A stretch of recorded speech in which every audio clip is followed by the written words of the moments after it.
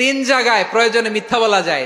কয় জায়গায় মিথ্যা বলতে? তাউরিয়া, মানে কথা একটু ঘুরিয়ে বলবেন। এক নাম্বার, আপনার ওয়াইফকে খুশি করার জন্য, সে একটু এরকম না বলে একটু কৌশল করে বললে খুশি হবে, ওটা বলা যায়। দুই নাম্বার, জীবন মরণের ব্যাপার, জান বাঁচানোর জন্য একটু কৌশল করে ঘুরিয়ে বললেন, এটা জায়েজ। তিন নাম্বার, দুইজন ঝগড়া লাগছে তাদেরকে মিলিয়ে দেওয়ার জন্য কৌশল করে একটু মিথ্যা বলা, ঘুরিয়ে বলা জায়েজ। দুইজনের মধ্যে দেখলেন যে সম্পর্ক খারাপ, তো একজনরে বললেন, ভাই সে তো ওই দিন আপনার ব্যাপারে অনেক প্রশংসা। কি আমার ব্যাপারে প্রশংসা? তার সাথে তো আমার মারাত্মক সম্পর্ক। কি বললো? এই বললো আপনি নাকি এই করছেন ওই করছেন, অনেক প্রশংসা। লোকটার মন খুশি হয়ে যাবে তার ব্যাপারে, ঠিক কিনা? আবার তার সাথে যার ঝগড়া, ওরে যে বলবেন, ভাই ওই দিন তো সে আপনার অনেক অ্যাপ্রিসিয়েশন করলো, অনেক।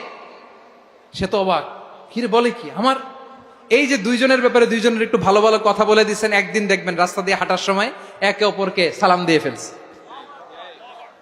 সালাম দিয়ে বুকে জড়ায় ধরছে, আছে না নাই?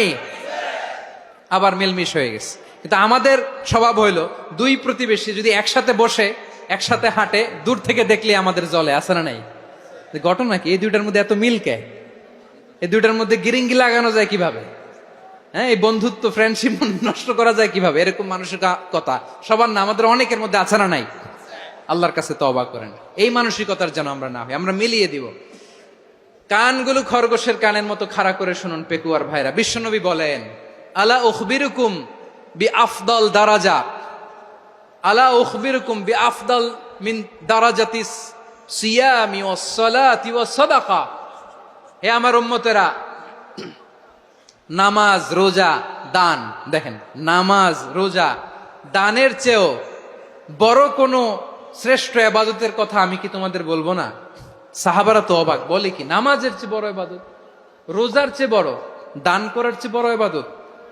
সাহাবীরা বললেন, বালা ইয়া রাসূলুল্লাহ। নবী বলেন, বিশ্বনবী বললেন, নামাজের চেয়েও বড়, রোজার চেয়েও বড়, যাকাতের চেয়েও বড়, সাদাকার চেয়েও বড় একটা ইবাদত আছে, আমি কি তোমাদের বলবো না? সাহাবারা বললেন, ইয়া রাসূলুল্লাহ, বালা, অবশ্যই বলবেন, সেটা কি? বিশ্বনবী বললেন, ইসলাহু যাতিল বাইন। দুইজন যখন ঝগড়া লেগেছে, তোমার দুই ভাই যখন ঝগড়া লেগেছে, এই দুইজনের মধ্যে বিরোধ মিটিয়ে মীমাংসা করে দেয়া হচ্ছে সবচাইতে সেরা কাজ। দুইজন ঝগড়া লাগছে, ইসলাহু যাতিল বাইন, দুইজনের মধ্যে মিলিয়ে দেয়া, এটা নামাজ, রোজা, সাদাকার চেয়ে বেশি সওয়াব। সুবহানাল্লাহ, এত আস্তে? হ্যাঁ, ওয়াত্তাকুল্লাহ ওয়া আসলিহু যাতা বাইনিকুম, সূরা আনফাল। আল্লাহ বলেন, আল্লাহরে ভয় করো, ঝগড়া লাগলে মজা নিও না, ওয়াত্তাকুল্লাহ, আল্লাহরে ভয় করো, ফাসলিহু যাতা বাইনিকুম, মিলিয়ে দিও। তাহলে আমরা মিলায়ে দিব, রাজি আছেন তো?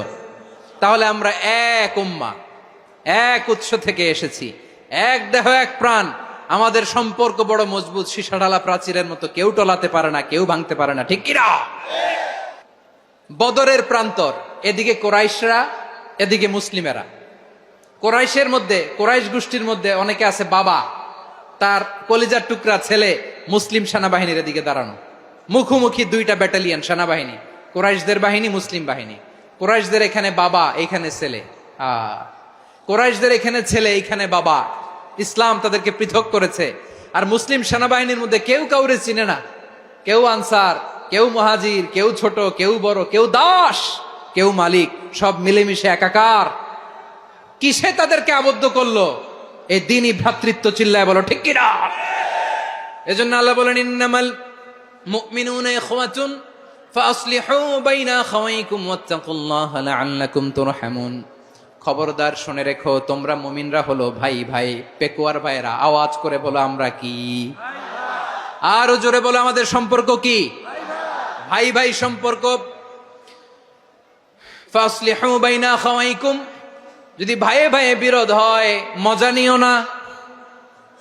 মুখ থাকতে, হাত থাকতে মুখে কি এমন মন্তব্য করো না, আরো লাগিয়ে দিতে যেও না, মিলিয়ে দাও, শান্তি সমঝোতা করে দাও, কারণ তোমরা সবাই হলে দ্বীনি ভাই। আমরা কি? দ্বীনি ভাই। মিলিয়ে দিবেন। আমার পেকুয়ার ভাইয়েরা, দুইজন ঝগড়া লাগলে মিলিয়ে দিলে যে কত সওয়াব, এটা আমরা অনেকে জানি না। দুইজন ঝগড়া লাগছে, আচ্ছা আপনাদের কোথাও এলাকায় আগুন লাগলে আপনারা কি ঢালেন? পানি। অনেকে ওই জায়গায় তেল ঢালে, এরকম ডাকাইতে আছে না নাই? আগুন নিভানোর জন্য ঢালতে হবে কি? একদল এখানে কি ঢালে? আহ, আল্লাহ তাআলা এরকম মাইন্ডসেটের মানসিকতার হওয়া থেকে আমাদেরকে তুমি বাঁচাও। ঝগড়া লাগলে মিলিয়ে দিবেন, কি করবেন?